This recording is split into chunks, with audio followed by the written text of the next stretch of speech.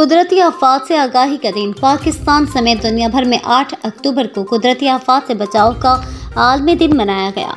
इस हवाले से commissioner administrator municipal corporation Shoaib Iqbal Siddiqui की हिदायत पर अवामी आगाही के लिए फ़िज़ाए आलूदगी के हवाले से म्यूनसिपल कॉरपोरेशन ऑफिस में सेमिनार और रैली का इनेकाद किया गया, जिसकी सदारत chief officer municipal corporation Sheikh Ashfaq Ahmed ने की।